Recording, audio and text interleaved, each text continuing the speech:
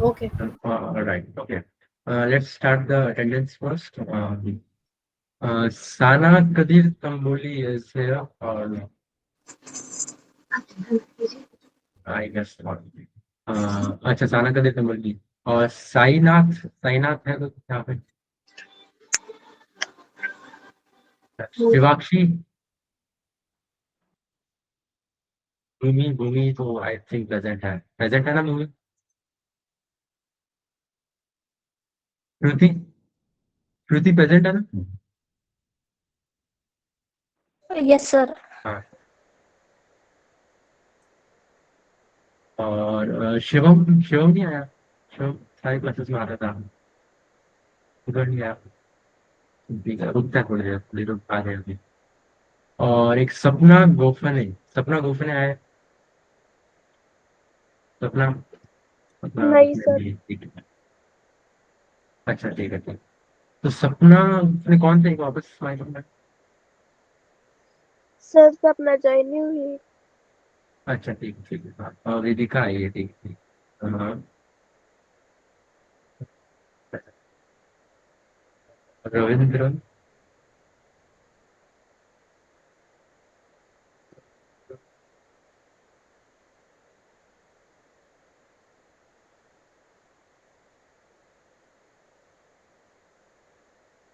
रविंद्र एक बार अपना नाम बताना अटेंडेंस शीट में क्या तो होगा नहीं माझे पप्पांची आयडी सर. सॉरी वापस बोलना एक बार वापस बोलना माझ्या पप्पांची आयडी सर.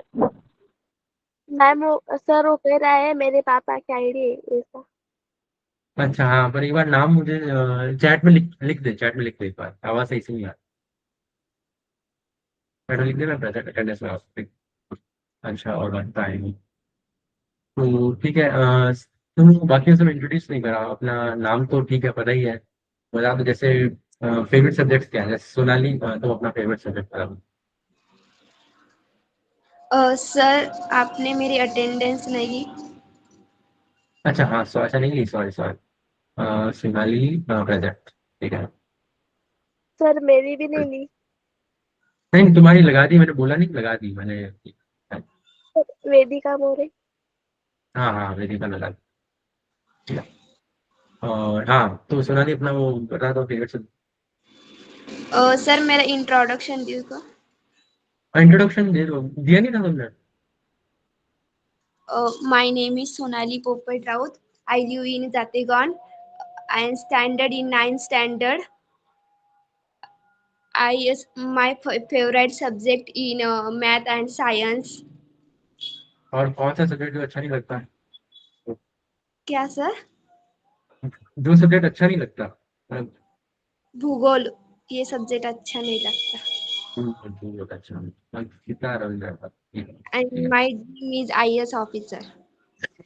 अच्छा ऐड कर देता हूँ रविंद्र का नाम इसमें नहीं है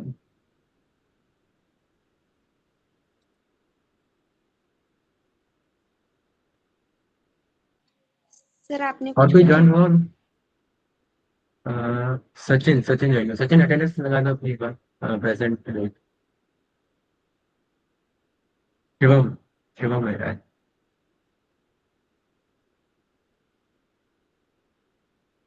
शिवम अटेंडेंस लगा दो अपनी एक बार प्रेजेंट करो बस प्रेजेंट बोल दो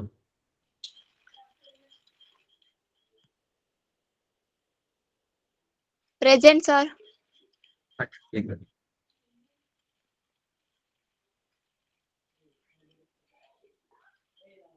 तो बाकी तो कोई आ नहीं रहा अब अब हाँ बाकी होगा इंट्रोडक्शन अब कौन बाकी रह गया वेदिका अपना इंट्रोडक्शन और सब्जेक्ट फेवरेट है और जो अच्छा नहीं लगता Sir, my name is Vedika Shivaji More. I am standard in ninth class. I am live in Damangao. My favorite subject English. बस सर। और जो अच्छा नहीं लगता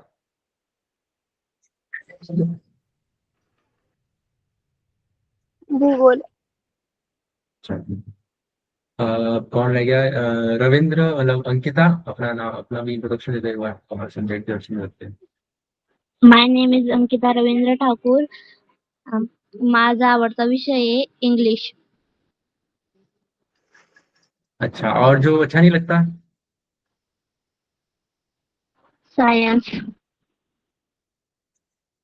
अंकिता, अपना एक बार मोबाइल नंबर मेरे को या फिर पर्सनल मैसेज कर देना, या फिर मतलब मेरे को कि उसमें शीट में लिखना है नाम और नंबर, तो पर्सनल मैसेज कर दो या फिर यहाँ पे लिख दो, जो ठीक लगे तो, ठीक है? सर. और श्रुति अपनी-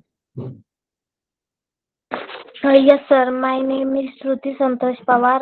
I live in Jategaon and I am ninth standard. My favorite subject is Marathi. Shivam का तो इंट्रोडक्शन लिया था, बट तुम वापस दे दो इंट्रोडक्शन।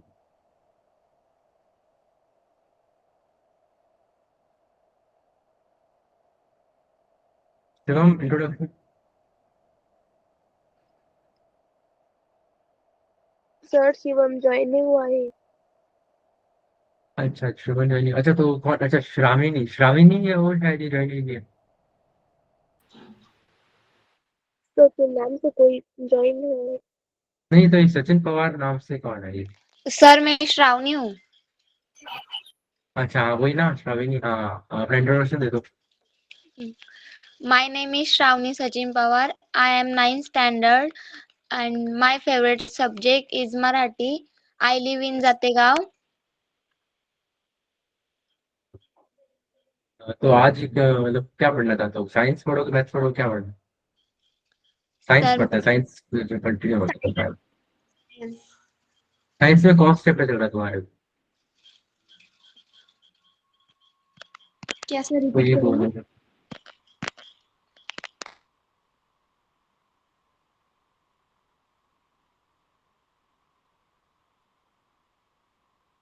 कोई भी बोल दो। क्या सर, एक बार रिपीट करो ना। नहीं, अभी चैप्टर कौन सा चल रहा है साइंस में?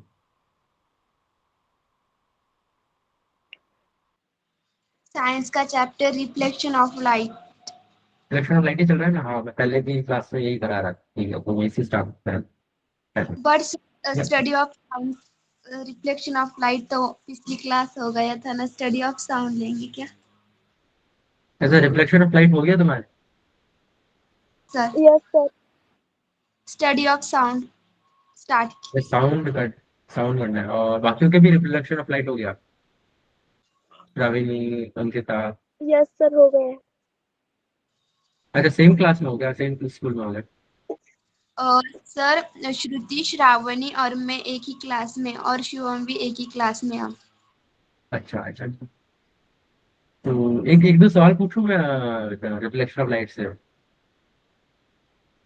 क्वेश्चन क्या? तो भाई, एक दो सवाल पूछूं रिफ्लेक्शन ऑफ लाइट? यस पूछो सर क्वेश्चन. एक एक पूछ रहा हूँ, मतलब देखते हैं, एनसीईआरटी से ही, तुम्हारी किताब से ही पूछी।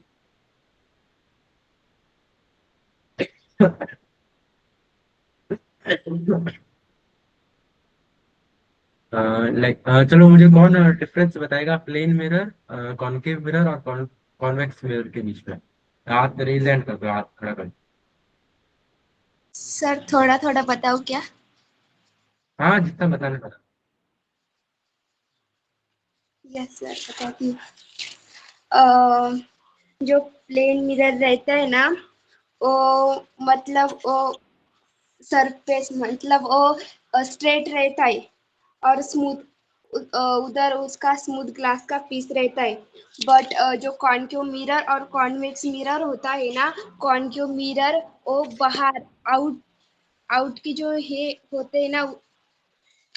सपोज कैसे बताओ क्या सर, मुझे ना वो हिंदी में नहीं बताना आता है इसलिए मराठी हाँ, बोलो. जिसमें बताना बता, जिसमें बताना बता।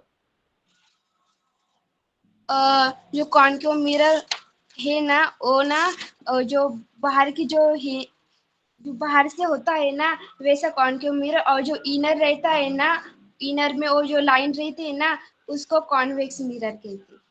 नहीं, कैमरा ऑन करके पहले बता दो ऐसे हाथ से, जैसे ये कॉनकव है, कॉनकेव है, कॉन्वेक्स है, वैसे अगर बताना चाहो। ऐसे मैं ये पूछ रहा हूँ, जैसे ये मिरर है, यहाँ से लाइट जाके रिफ्लेक्ट हो रही है, तो ये कौन सा मिरर होगा? ऐसा अगर मिरर है। सर डेफिनेशन बताओ क्या? हाँ ठीक है, डेफिनेशन बता। प्लेन मिरर की डिफाइन बताती हूँ. A mirror is made by coating the back surface of a flat and smooth glass piece with a thin reflecting film of aluminium.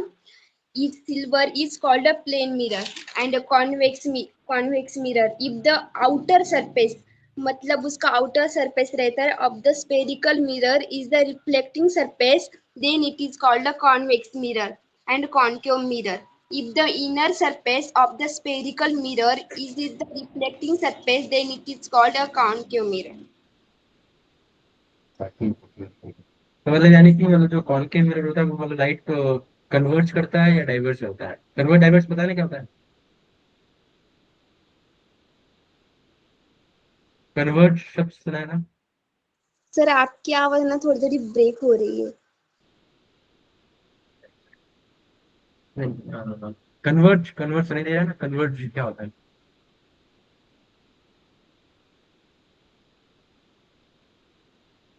तो मैं तुम्हारी एनसीईआरटी में। कॉन्वर्स क्या? कॉन्वर्ज, हाँ कॉन्वर्ज, वही कॉन्वर्ज क्या होता है? कॉन्वर्जिंग मिरर होता है। कोई और बोल दो, कोई और बोलने से कोई क्यों बोलगी, किसी और को आ रहा है तो वो भी बोल। सेम क्लास में है ना? अच्छा ठीक है, छोड़ो कोई नहीं, साउंड करते हैं, साउंड में पेज नंबर सर कौन सा, साउंड कहाँ है ये स्टडी उसमें? सर रिफ्लेक्शन ऑफ लाइट में कन्वर्जन ऑफ मिरर तो नहीं दिखा है मुझे, बट कन्वर्जन ऑफ मिरर क्या होता है ये बता दो ना आप सर. हाँ वही मतलब कन्वर्जन ऑफ मिरर, वही होता है जैसे जो कॉन कॉन्वेक्टिव मिरर होता है, जैसे ऐसे पैरेलल लाइंस आती है ना लाइट, तो वो एकदम एक पॉइंट पे स्ट्रेट हो जाती है, फोकस हो जाती है, तो उसको कन्वर्ज बोलते हैं। कन्वर्ज या वो एकदम कंसंट्रेट करना है इससे। तो डायग्राम्स बना शेयर स्क्रीन बता इसमें। Okay sir.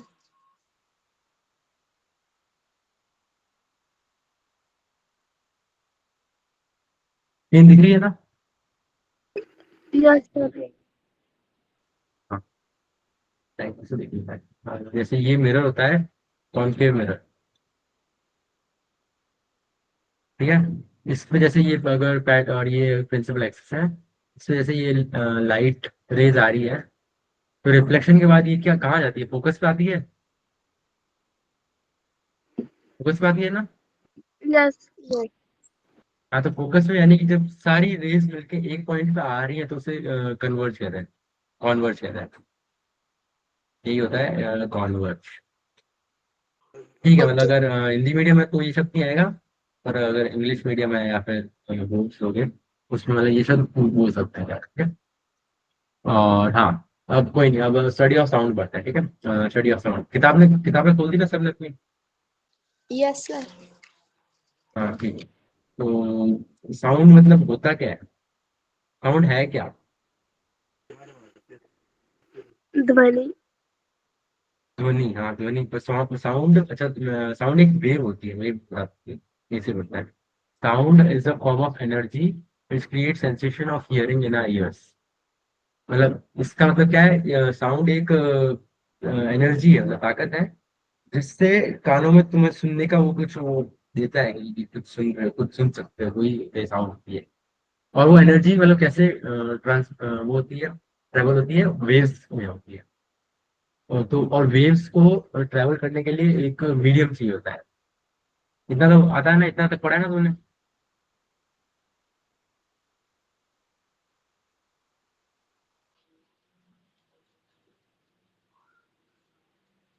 इतना तक पढ़ा है ना, क्या सर? कि साउंड वेव्स में ट्रेवल करती है। सर अभी तक स्कूल में स्टार्ट नहीं हुआ है। अच्छा स्टार्ट नहीं हुआ, अच्छा ठीक है ठीक है। हाँ वेव्स मतलब यही होती है, जैसे ये दिख रही है ना ये इसमें वेव होती है, मतलब ऐसे जैसे यहाँ पे ये जैसे ये लाउड स्पीकर इसमें दे रखा है यहाँ, लाउड स्पीकर आया एंड साउंड आई, मतलब आवाज आई, उससे आवाज आके तो जो उससे जो पास की जो ये हवा है ना ये इस पे दबाव पड़ा, दबाव पड़ के सारी हवा पास पास में आने लग गई, और फिर उसके पास वाली ये पास में आ गई तो इससे ये दूर हो गई, फिर अगली पास आ गई फिर दूर हो गई, ऐसे ये सब बार बार एकदम पीरियड टाइप चल रहा है। तो उसी पीरियड टाइप को इसी कोई वेव बोलता है, ऐसे आगे पीछे फिर, और ये आगे पीछे चलती रहती है, उसको वेव बोलता है। ऐसे अगर कोई, ठीक है, ये इसको ही वेव बोलते हैं ऐसे, तो इसका कोई वीडियो देख के तो मैं बता दूंगा इसका वीडियो ढूंढते हैं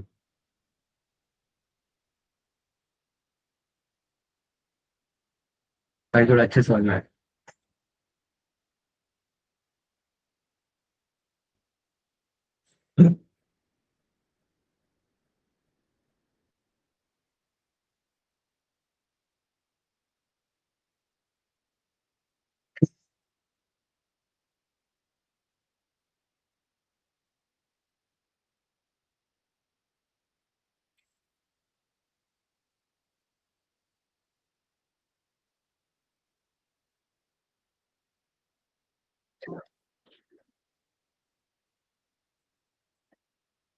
क्या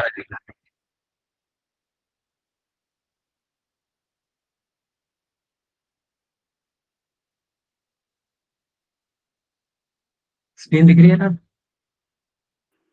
यस जैसे सर। ये सवाल है, ये सुन देते हैं उसको।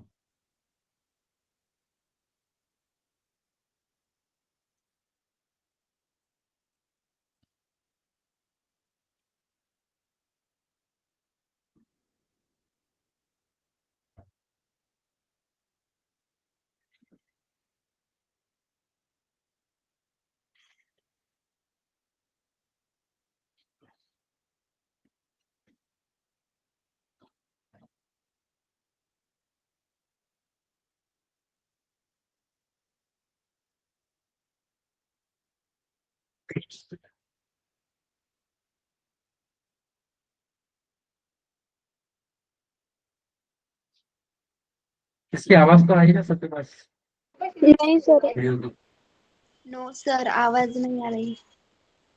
वीडियो की आवाज नहीं आ रही। नो। अच्छा नो। ठीक है, तो मैं ही बोल देता हूँ। हाँ, साउंड एनर्जी वेव्स के फॉर्म में ट्रेवल करती है, जैसे इसमें दे बोला है, जैसे एक होती है ट्रांसवर्स वेव और एक होती है लॉन्गिट्यूडनल, ठीक है। तो इसमें एग्जांपल देने के लिए स्प्रिंग यूज करा है। तो ये लड़की, इसने एक साइड एक ओल्ड लड़की, एक गर्लफ्रेंड है, एक साइड ओल्ड लड़की, उसने ये ऐसे ऐसे हवा में ऐसे छोड़ा, तो ऐसे ये देखो ये ऐसे ऐसे जाने लगे ना, ये वेव होती है, ये ट्रांसफर, ये ट्रांसफर ऐसे होती है। और ट्रांसमिशन में एग्जैक्टली क्या होता है, जैसे ये जो ये पार्टिकल्स है ये एक एक, ये ऊपर नीचे मूव कर रहा है, और जो वेव है जो मतलब एक्चुअली ये जो ट्रायंगल ट्रायंगल मूव हो रहा है ना ये इस तरफ मूव कर रहा है, और पार्टिकल ऊपर नीचे कर रहा है, तो ये एक दूसरे से क्या 90 डिग्री एंगल बना रहा है, ऐसे जैसे ये यहाँ ये यहाँ, तो उसको ट्रांसफर वेव होता है। ऐसे ये देखो ये पॉइंट, ये नीचे आया पॉइंट, पॉइंट ऐसे नीचे जाता है ऊपर जाता है, तो और ये ऊपर निकल, अब सेम स्प्रिंग को अलग तरीके से यूज करेंगे।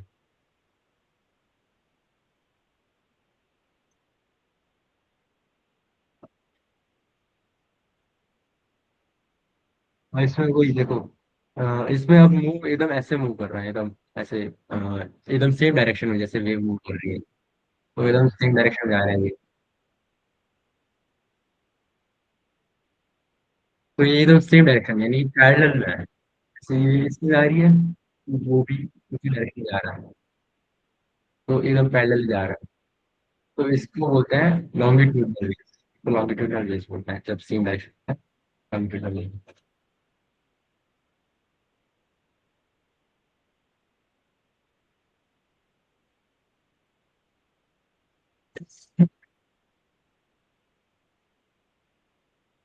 वो बता रहे हैं मीडियम अलग अलग होते हैं। जैसे पहले था ना, ये सॉलिड में, जैसे इसने यहाँ पे बजाया तो इसको यहाँ आवाज आई, तो यानी ये सॉलिड में बहुत जाती है ट्रेवल। ये लिक्विड है, लिक्विड में इसको पानी में आवाज आई इसको।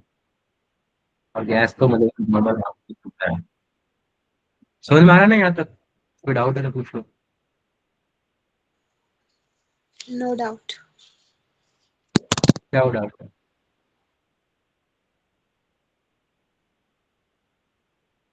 क्या डाउट है?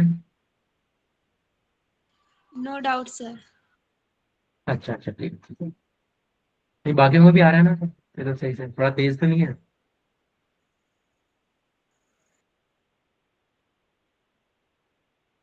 ठीक है, ठीक है, कोई ना। ठीक है।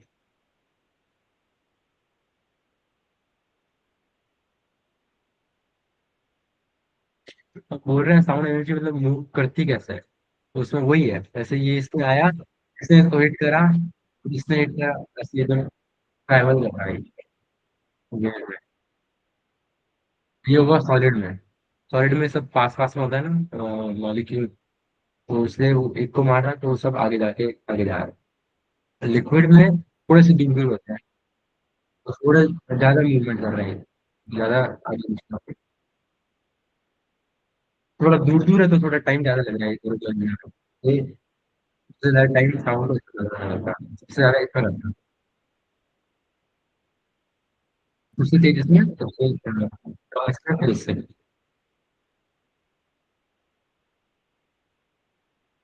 अभी वेव नहीं दिख रही है, कौन सी वेव है ये, तो ये वेव ट्रैवल कर रही थी अपने? वेव नहीं है? वेव है कि नहीं? Yes sir. कौन सी वेव है ये? एक तो ट्रांसवर्स होती है जो एकदम ऊपर नीचे, एकदम ऐसे ऊपर नीचे होता है, ये यहाँ हिलता है। और एक होती है वो लॉन्गिट्यूडनल, जो ऐसे ऐसे होती है, जैसे इधर जा रहा है तो वो ऐसे ऐसे ऐसे ऐसे ऐसे ऐसे जाती है। वेव्स। तो ये है लॉन्गिट्यूडनल वेव। क्योंकि इसमें पार्टिकल जो मतलब उनको फर्क करने का ये तरीका होता है, जो पार्टिकल जिसमें एक एक बॉल है ना, ये जब बॉल सेम डायरेक्शन में जा रही है वेव के, तो वो ट्रांसवर्स होती है। पर जब बॉल अलग डायरेक्शन में, यानी कि उसके ऊपर जा रही है, एकदम 90 डिग्री में जा रही है, तो वो ट्रांसवर्स वेव होती है। और जो सेम डायरेक्शन में जा रही है तो लॉन्गिट्यूडनल वेव होती है। और ऐसे ही याद।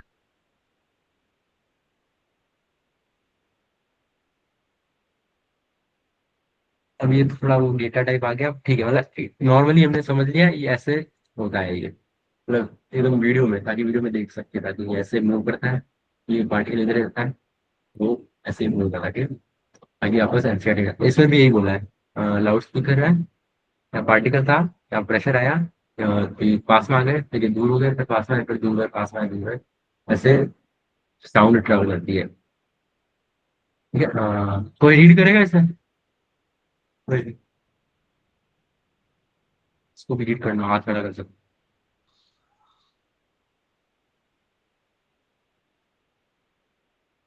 किसी को नहीं करना है, ठीक है, मैं ही कर रहा थोड़ी। हाँ, यस सर। ये पढ़ू क्या? साउंड, हाँ ठीक है, इसको करना है। कौन सा? हाँ, सोनाली, ठीक। सर। जिसको पढ़ना है पढ़ लो, मैं दिखा रहा हूँ स्क्रीन, पढ़ लो। यहाँ से, कहाँ से? यहाँ से, साउंड वेव यहाँ से, ये ओके ब्लू सर। वाला पढ़ लो यहाँ तक। Okay. Sound waves give rise to a chain of a compression place of a higher density and rarefaction place of a lower density in the medium. The particles of the medium oscillate about their central or mean position in a direction parallel to the propagation of the wave. Such waves are called longitudinal waves. On the other hand, in the waves created by dropping a stone in a still water, the particles of water oscillate up and down. These oscillations are perpendicular to the direction of propagation of the wave. Such waves are called transverse wave. हाँ ठीक है, यही बोला, इसने भी यही बोला, longitudinal wave कौन सी होती है, जिसमें जो पार्टिकल्स है मीडियम की, जो मतलब वो एक एक बॉल होती है उस मीडियम में, वो सेम डायरेक्शन में, direction parallel to the propagation में, प्रोपोगेशन मतलब जिसमें वो चीज जा रही है, जो सब सारे एक उस डायरेक्शन में मूव हो रहा है ना, जो उस डायरेक्शन के पैरेलल मूव होता है तो वो लॉन्गिट्यूडनल होता है।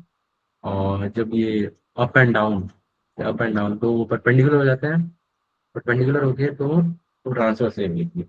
ठीक है, समझ में आया? Yes sir. सर मैं पढ़ू कैसे? क्या हुआ? क्या हुआ, किसी ने कुछ बोला? सर वो बोल रही है आगे क्या पढ़ू क्या? हाँ, जिसको भी पढ़ना है वो पढ़ो, यहाँ से पढ़ लो, ये पढ़ लो।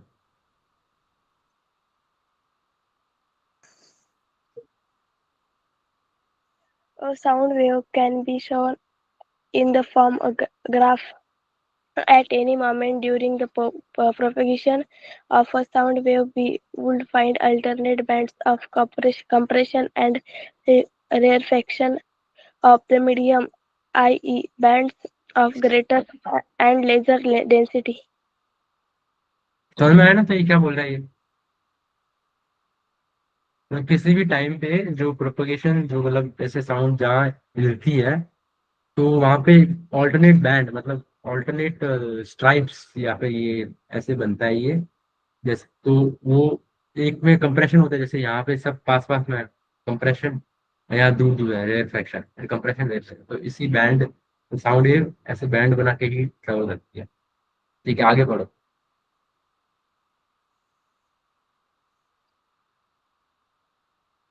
12.1 shows the change in density, while figure B shows the changes in pressure. The change in density or pressure are shown in the form of a graph in figure C. हाँ, वही सी में, जैसे इसमें ये भी ग्राफ में दे दिया बस। हाँ, डेंस, अरे क्या वो,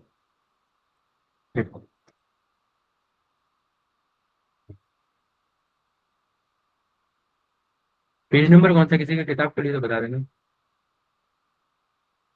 128।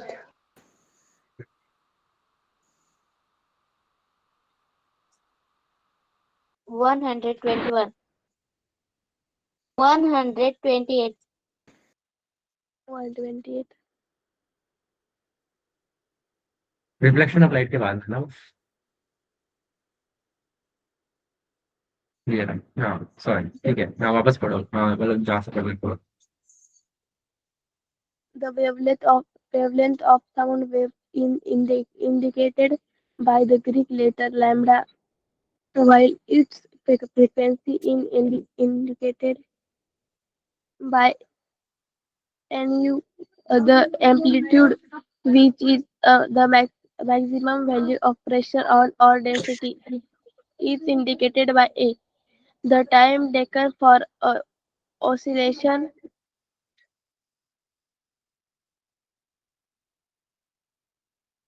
point in the medium is called the time period and is indicated by T. हाँ, तो इसमें वही बताया है, इसमें बस वो जो ये ग्राफ है ना, इसमें ये सब चीजें दे रखी है ना, ये इसके बारे में बताया ये क्या क्या क्या है। जैसे पहले वेवलेंथ के बारे में बता रहा है। वेवलेंथ को पहले तो ये बताया है, इसको लैम्डा से लिखता है। ये जो है ना, ये अजीब सा लिखा है ना, ये लैम्डा है, ये है ना, ये इसको लैम्डा बोलते हैं।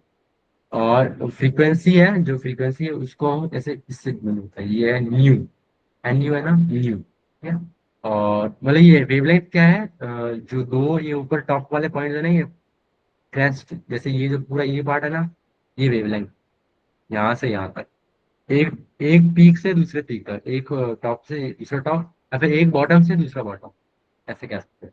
या फिर ये पूरा ये जो एक है, ये एक वेवलेंथ, ये वेव होती है, वेवलेंथ होती है, ठीक है। और फ्रीक्वेंसी टाइम पीरियड का 1/t होता है, मतलब एक सेकंड में कितनी वेव ट्रेवल कर रही है, वो होता है। और एम्पलीट्यूड, एक्सिम हाइट है ना, जो इस टॉप की इस लाइन से, उसको एम्पलीट्यूड बोलते हैं। मैक्सिमम जो प्रेशर डेंसिटी जो भी है, एम्पलीट्यूड बोलते हैं। और जो ये टी है, ये वही है, एक इस पूरा ऐसे एक चक्कर काटा ना, आगे पीछे, ऐसे इस एक करने में कितना टाइम लग रहा है, उसको टाइम पीरियड बोलते हैं। ठीक है, हम आगे पढ़ लो ये। सर मैं पढ़ूं? हाँ हाँ हाँ, बिल्कुल। The value of सर मैं वेदिका पढ़ूं क्या? क्या हुआ? सर मैं वेदिका पढ़ूं? इससे मुझे आवाज नहीं आ रहा। सर मैं वेदिका, मैं पढ़ूँ क्या? हाँ, जिसको पढ़ना पढ़, मतलब वही थोड़ा समझ में आ जाएगा पर। The the value of frequency determines the pitch, high or low, of the sound, while the value of the amplitude determines its strength or हाँ, तो loudness. इससे तो क्या समझ में आया, जो फ्रीक्वेंसी है, जो ये जो न्यू था ना, ये पिच बताता है साउंड का। और जो ये एम्पलीट्यूड है, ये साउंड का मतलब कितनी तेज है, कितनी जोर से आवाज आ रही है। ये एम्पलीट्यूड ये बताता है, और फ्रीक्वेंसी ये बताता है कि आवाज भारी है या तीखी है, मतलब जो होती है ना, वो बताता है। ठीक है। ये एक्सपेरिमेंट है, ये तो मतलब घर पे ट्राई करना है, घर पे कर सकते हैं। और यहाँ से बता, ठीक है। ये पढ़ो, हाँ, आगे से पढ़ो, यहाँ से, हाँ, ये वाला। हाँ, ये पढ़ लो। The distance covered by the point on the wave. For example, the point of highest density or lowest density in unit time is the velocity of the sound wave. हाँ, अब जो वेलोसिटी तुमने पढ़ा ही होगा ये पहले चैप्टर में, कि वेलोसिटी क्या होता है, डिस्टेंस अपॉन टाइम। तो ये उसी को ही बस डिफाइन करके दिया है बस। तो एक टाइम पीरियड में कितना डिस्टेंस पार होगा, ठीक है। अब ये पढ़ लो आगे, ये आप पूरा पढ़ लो।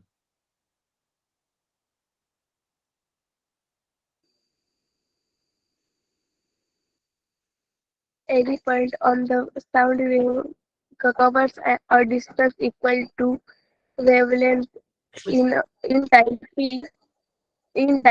period. Thus the velocity of sound is given by हाँ, ये बोलो, ये क्या, ये फॉर्मूला है?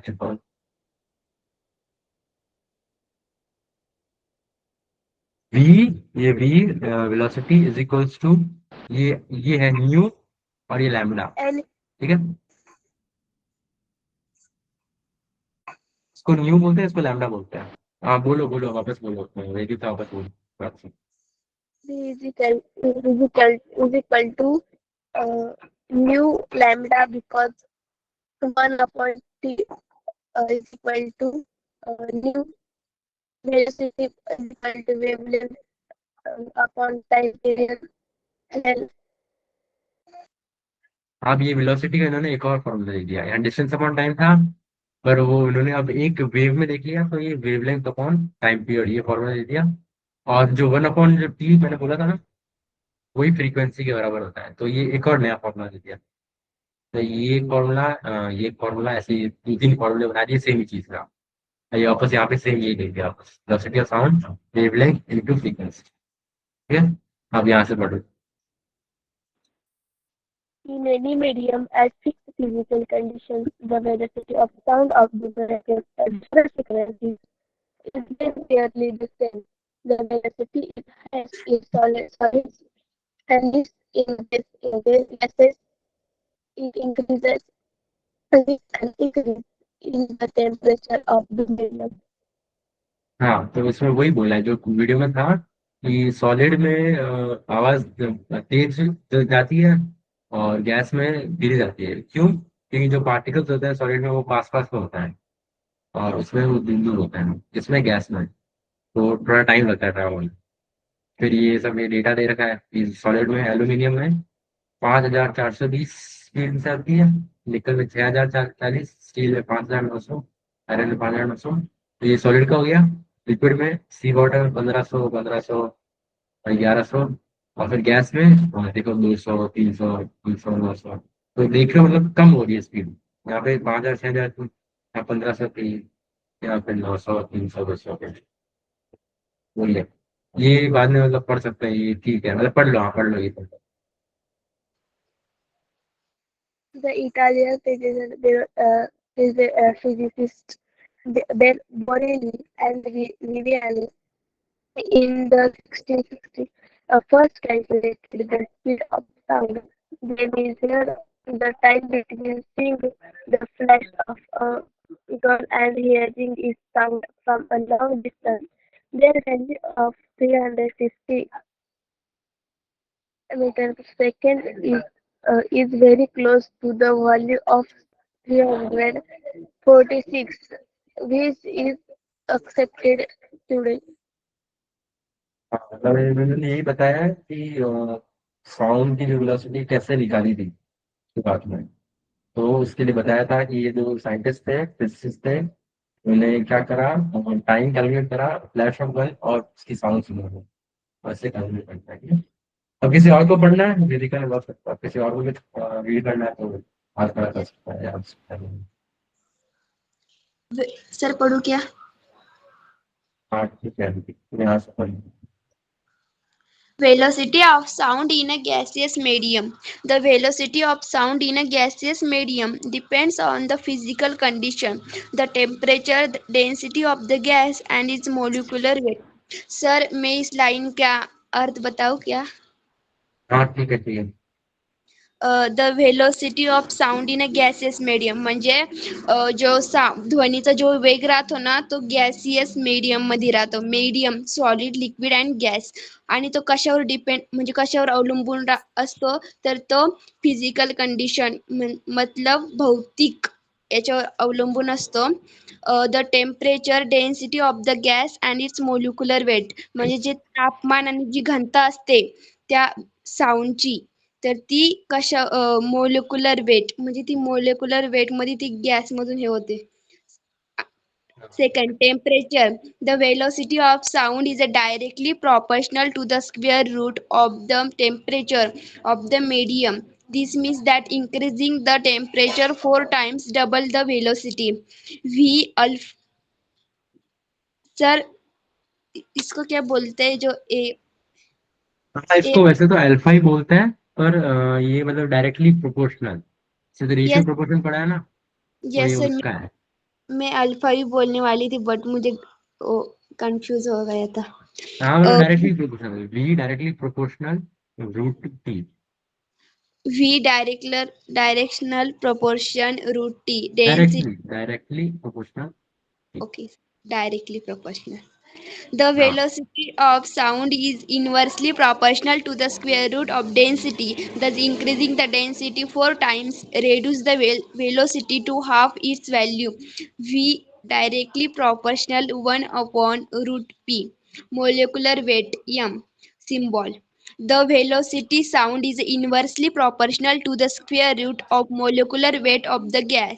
Thus, increasing the molecular weight 4 times reduce the velocity to half its value. V directly proportional 1 upon m. तो इसमें बस अब मतलब फॉर्मूले टाइप मतलब दे रखे हैं कि जैसे अगर टेम्परेचर मतलब दे रखे हैं, टेम्परेचर बढ़ाते हो तो कितना बढ़ता है वेलोसिटी, डेंसिटी बढ़ाते हो तो कितना घटता है वेलोसिटी, वेट बढ़ाते हो तो कितना घटता है, मतलब ये फॉर्मूला नहीं है एग्जैक्ट, पर मतलब ये रिलेशन दे रखा है कि इतना बढ़ाओगे तो ये इतना बढ़ेगा, ये इतना बढ़ाओगे तो ये इतना घटेगा, ऐसा मतलब ये दे रखा है। तो समझ में आया ना ये क्या लिखा हुआ है, ये सब चीजें। रूट मतलब वो स्क्वायर रूट, 4 का स्क्वायर रूट 3, ऐसे। तो ये सब स्क्वायर रूट है, ठीक है। तो ये वाला सवाल अब गौर करके बताएगा। सर मतलब स्टार्ट. ये बता दे बस, इसका तो बताओ रेशियो क्या होगा इन दोनों का। ये जो है ना ये, क्या सर? इस सवाल का इसमें बता दो कि जो दोनों गैस है उसमें साउंड वेलोसिटी का रेशियो क्या होगा, मतलब कौन सी तेज होगी और कौन सी कितनी तेज होगी, कहाँ पे मतलब साउंड कितनी तेज होगी। ये तीन ही यूज करना है, जो ऊपर तीन है ना ये, इन तीनों में से कोई एक यूज करना है या दोनों यूज करना है या ऐसे तीनों में से कुछ कुछ तो यूज करना है। और आंसर चैट बॉक्स में लिख देना, वाले चैट बॉक्स है ना क्या, उसमें लिख देना। मतलब सर समझना है आप क्या बोले. यस सर, मुझे भी नहीं आया समझ में. वही ये लिखा है ना, ये पढ़ ले, और इसमें जो बोला है वो प्रूफ करके बता दे मुझे कैसा है। जैसे ये बोला ना, molecular weight of oxygen is 32 while that of hydrogen gas is 2, prove under same physical condition velocity of sound in hydrogen is 4 times that in oxygen। ये मतलब प्रूव करके बता दे मुझे, ये 4 टाइम कैसा है। ये ऊपर का यही यूज करना है, ये वाला, ये वाला, ये वाला। तो बता, मैं हिंट दे देता हूँ, ये वाला काम है। सर उस फॉर्मूले से उसको प्रूव करना है क्या? हाँ हाँ। ओके.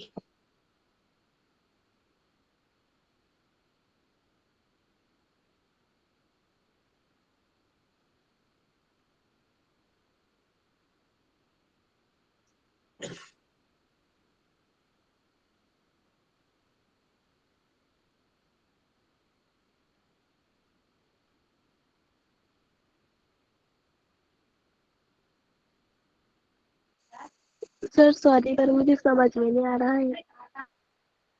ठीक है, कोई नहीं, मैं करता हूँ। हाँ, तो इसमें पहले सवाल देख लेते हैं। ये पहले ये हटाते हैं।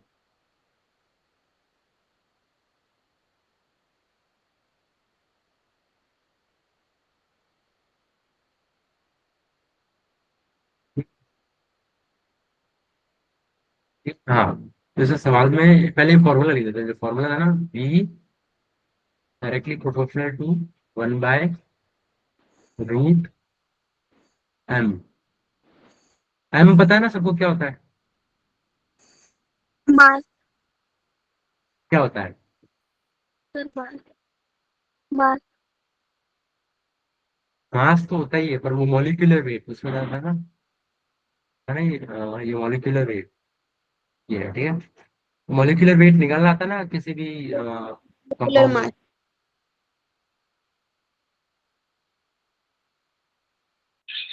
उसे मॉलिक्यूलर वेट मुझे इसका बता दो, किसका? अ, इसका मॉलिक्यूलर वेट बताओ। इसका मॉलिक्यूलर वेट क्या है? इतना आसान?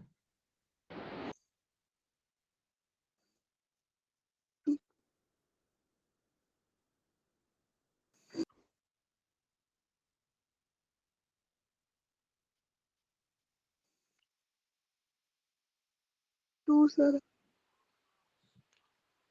कोई सर भी बता दो। यश टू मोलिकुलर वेट क्या? इसका मॉलिक्यूलर वेट क्या है H2O का? यश टू ओ का यश टू ओ का 34। 34?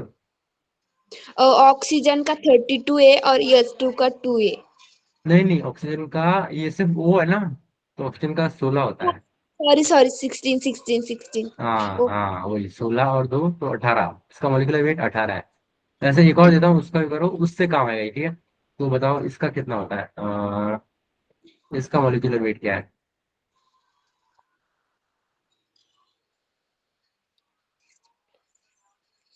इसका 22। नहीं सॉरी सर, सॉरी सर 38 38 आराम से सोच के आराम से सॉल्व पूरा कैलकुलेट करता है। 38। 38 कैसे आया? O2 का 32, ऑक्सीजन आणि सी कार्बन कार्बन का 6। 6 होता है वो एटॉमिक नंबर। मास बोला है ना, तो 6 + 6 तो 12 होता है। तो थर्टी सर टू तो सही निकाला। यस गलत। हाँ, कोई नहीं कोई नहीं, 32 + 12 तो क्या जाएगा? 44, ठीक है। तो ऐसे ही यानी मॉलिक्यूलर वेट तो निकालना आता है हमें। सर और ये तो एग्जांपल दीजिए ना। अच्छा ठीक है, कोई नहीं। कौन सा एग्जाम्पल? ये वाला, ये कौन सा था? ये वाला बता दो, COOH। इसका मॉलिक्यूलर वेट क्या है?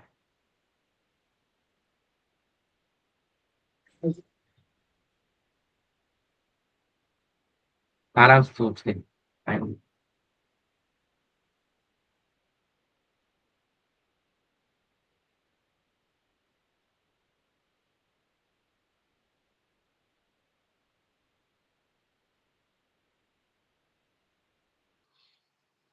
44। 44? एच भी है हाँ, ये लास्ट में। 45। हाँ, 45 वही। जैसे CO2 का सेम ही है, CO2 उसके साथ में एक H डालिए तो 45। सी का कितना होता है? 12। और ये दो ऑक्सीजन है, 16 16 32। 32। और H का तो एक ही होता है, तो एक, तो 12 + 32 + 1 क्या होता है? 45, ठीक है। तो ये तो अब आता है। अब इसी का यूज लेना है इसमें। उसमें क्या दे रखा है? उसमें हमें दे रखा है O2 और H2 का कंपेयर करना है। O2 का मॉलिक्यूलर वेट कितना होता है? 32। 32। 30। और H2 का 2। 2। हाँ ठीक है, तो वही। अब वही देखो, अब O2 का 32, H2 का 2, तो यानी कि O2 का H2 से कितना ज्यादा है? O2 / H2 करेंगे, O2 का जो मॉलिक्यूलर वेट है। मॉलिक्यूलर वेट और H2 का जो मॉलिक्यूलर वेट है, तो कितना आएगा? 32 डिवाइडेड बाई 2, कितना हुआ? 16। यानी कि जो O2 है H2 से 16 गुना ज्यादा भारी है। और हमें ये पता है ये वेलोसिटी 1/रूट m है। इसमें हमने एग्जांपल में क्या लिखा था? तो ये रहा एग्जांपल। इसमें लिखा था अगर किसी चीज का वेट इससे 4 गुना भारी है तो जो उसकी वेलोसिटी होगी आधी होगी। आधी कैसे आई? 4 गुना, 4 का रूट 2, और पर उल्टे में है तो 1/2, आधा हो गया तो कम हो गया। तो इसे भी ऐसे करेंगे। 16 गुना भारी है, 16 का रूट कितना होता है? 4, पर यस 4 हो गया तो यानी कि 1/4। यानी कि जो वेलोसिटी ऑक्सीजन की है अपॉन वेलोसिटी H2 की, तो ये रेशियो आएगा। तो इससे पता चला जो H2 इसको इधर भेजेगी, इसको इधर भेजेगी, इसको इधर भेजेगी, वो जो 4 × velocity of oxygen is equal to velocity of hydrogen. और उसमें क्या प्रूव करने बोला? ये तो प्रूव करने बोला था कि क्योंकि वेलोसिटी ऑफ साउंड हाइड्रोजन 4 गुना है ऑक्सीजन से। हमने यही तो लिखा है, वेलोसिटी ऑफ हाइड्रोजन 4 गुना है ऑक्सीजन से, तो ये प्रूव हो गया। समझ में आया? Yes sir. सबको आया ना समझ में? यस सर, आ गए समझ गई। हाँ ठीक है, तो अब ये पढ़ लो आगे से, इम्पोर्टेंट। सर श्रावण सर था। ने तो भी भेजी था। जो भी पढ़ रहा है पढ़।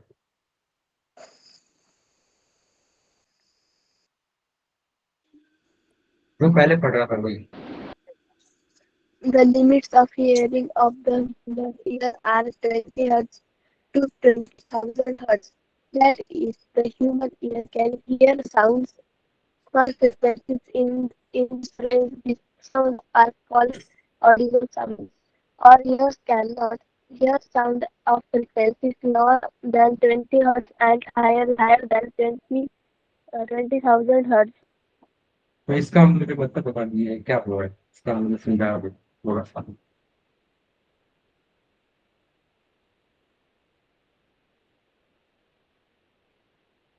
कोई समझा सकता है इसे?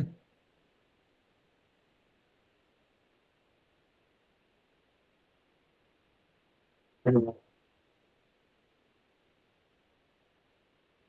अच्छा ठीक है, कोई नहीं, मैं समझता। तो मतलब इसमें बोल रहा है कि जो इंसान के जो कान होता है वो लिमिट होता है सिर्फ 20 हर्ट्स से 20,000 hertz.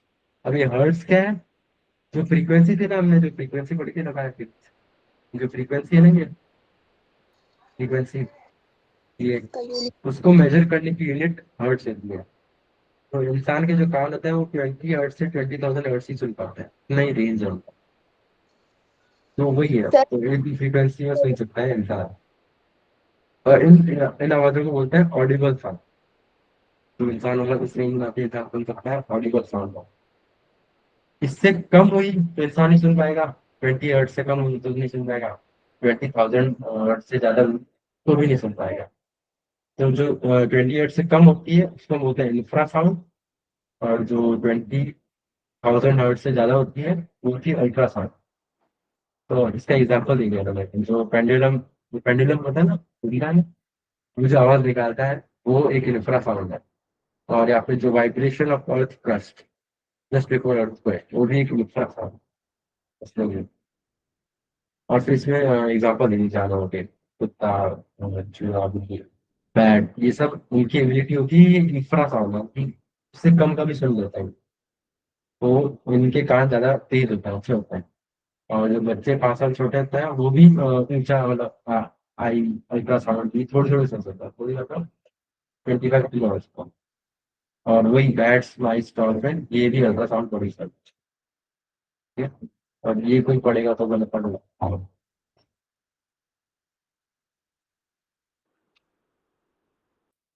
The Italian scientist Spallanzani was the first to discover a special mechanism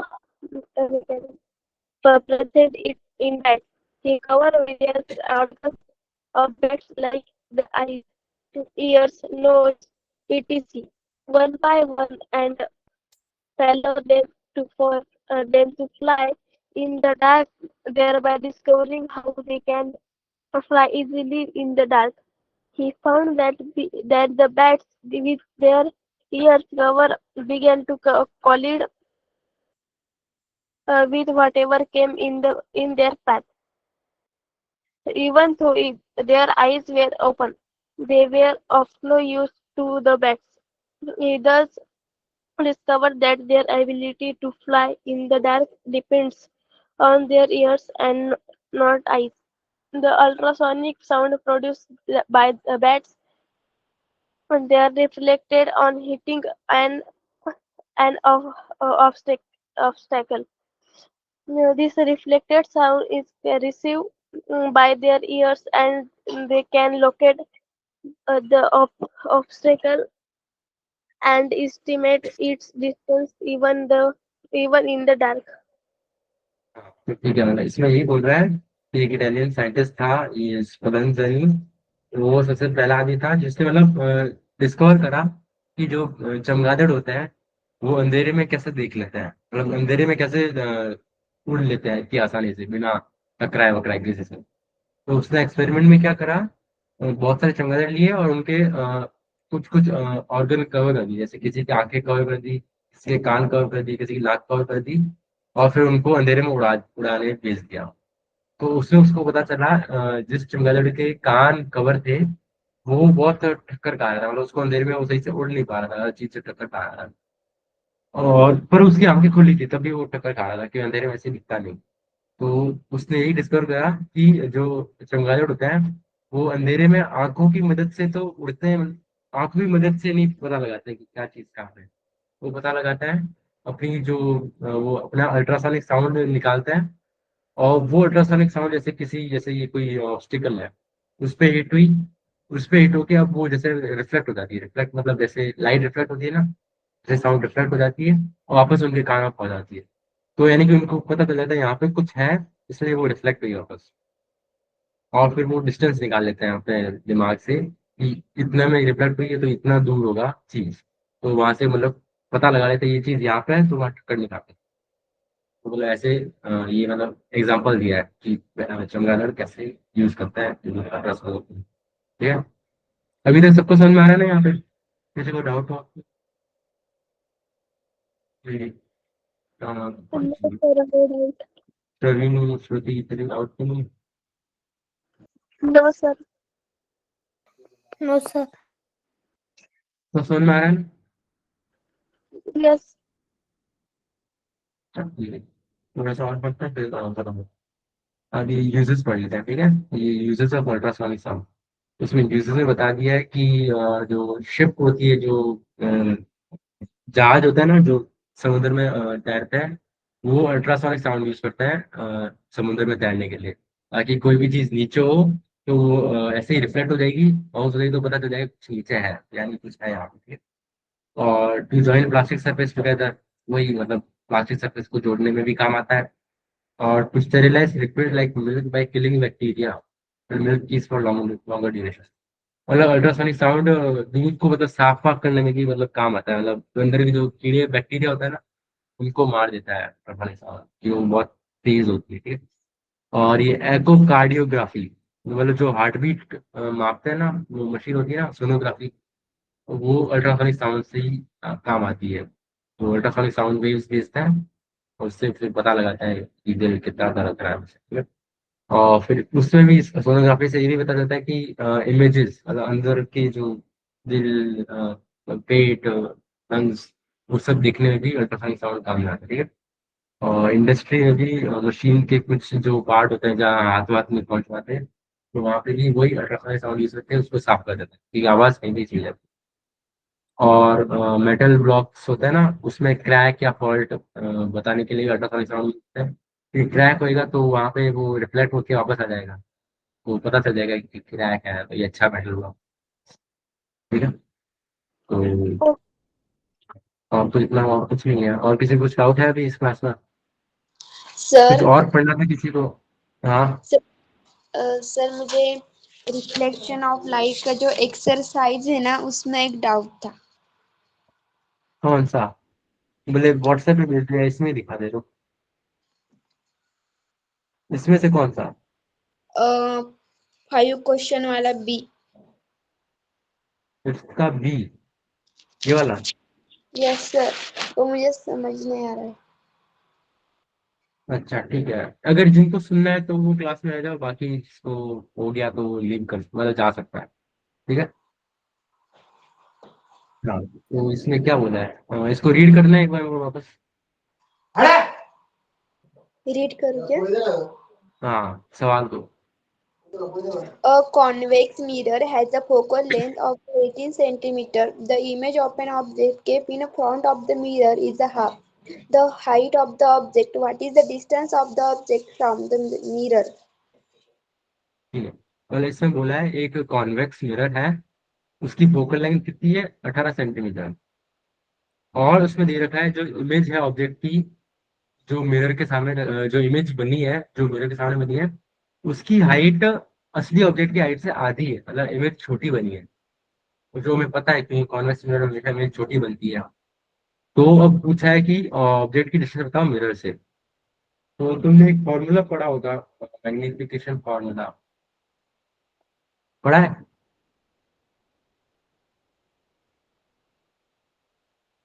magnification formula पढ़ा है कि नहीं पढ़ा?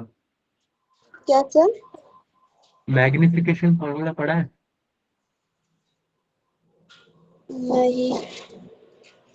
नहीं अच्छा, ये यही तो है ना, ये मैग्निफिकेशन, H2/H1, ये नहीं पढ़ा?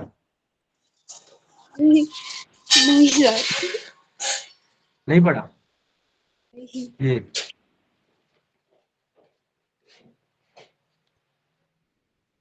यहाँ तक नहीं पहुंचेगा? नहीं सर, लास्ट की था। अच्छा ओ हाँ, तो सर, मतलब ये यही फॉर्मूला होता है। मैग्निफिकेशन मतलब कितना रिफ्लेक्ट होने के बाद कितनी इमेज बढ़ रही है घट रही है पता चला, तो जो फॉर्मूला सर होता है। थे ना, वो लव नहीं किए थे मैंने। क्या हुआ? जो लास्ट में सब एग्जाम्पल थे ना, वो मैंने स्लव नहीं किए थे, बट इधर ही magnification due to spherical mirrors इतने ही किया था, बाकी नहीं किया। तो जो लास्ट में एग्जाम्पल थे वो। अच्छा तो एग्जाम्पल पहले कर लिए थे, तो ठीक है, अभी मैं कोई नहीं बता देता हूँ, फिर सर से बाद में पूछ लेंगे। तो ये मैग्निफिकेशन यही होता है, जो हाइट है इमेज की अपॉन हाइट ऑफ ऑब्जेक्ट, मतलब image height divided by height of object, H2/H1। और इससे हम ये भी होता है इसका इसको ये, और ये मैग्निफिकेशन किसके बराबर होता है, माइनस ऑफ ऑब्जेक्ट डिस्टेंस, नहीं image distance upon object distance. मतलब H2/H1 is equal to -V/, जैसे यहाँ लिखा है, ये याद रखना होगा। ठीक है, magnification equal to H2/H1 which is equal to -V/U। V क्या है इसमें? वेलोसिटी। V इमेज की डिस्टेंस होती है, इमेज डिस्टेंस V, ठीक है। और जो ऑब्जेक्ट की डिस्टेंस होती है वो U होती है, ठीक है। तो इससे ही हम सॉल्व करेंगे इसे। तो ये है, तो इसमें दिए रखा है।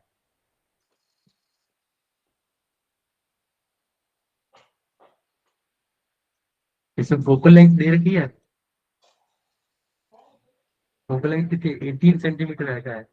यस, 18 ए- ए- सेंटीमीटर हाँ, 18 सेंटीमीटर फोकल लेंथ। अब ये कॉन्वेक्स मिरर है तो फोकल लेंथ पॉजिटिव होती है नेगेटिव होती क्या? है? कॉन्वेक्स मिरर में फोकल लेंथ प्लस होती है माइनस होती है? माइनस। प्लस, माइनस में होती है ना, तो ये माइनस में हो जाती है। माइनस में। नहीं प्लस में होती है, प्लस में होती है ना। माइनस में होती वो तो डायग्राम से दिखता है, ठीक है। ये कॉन्वेक्स मिरर है, ये ऐसा होता है। तो इसकी फोकल लेंथ होती है प्लस में होती है, तो ये फोकल लेंथ प्लस में 18 सेंटीमीटर है, ठीक है। तो और फिर इसमें दे रखा है कि जो इमेज की डिस्टेंस है, इमेज की हाइट है वो आधी है उससे, यानी कि जो मैग्निफिकेशन है कितना है, आधी मतलब 1/2। तो ये किसके बराबर होता है, H2/H1, और किसके बराबर होता है, -V/U, ठीक है। तो अब इससे हमें एक इक्वेशन मिल जाती है, तो इसको इधर भेज, इसको इधर भेज, तो u, तो v is equals to minus u by 2। इसमें कोई डाउट? नो। इसमें कोई डाउट? No sir. तो हाँ, सर तो ये एक एक इक्वेशन होगी इसमें, ठीक है। और एक और इक्वेशन हमें पता होती है, वो मिरर फॉर्मूला। मिरर फॉर्मूला बस बोल के बताना जरा कोई।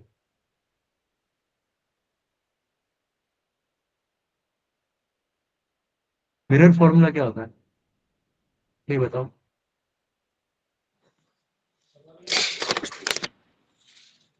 Mirror formula 1/v plus 1/u is equal to 1/f।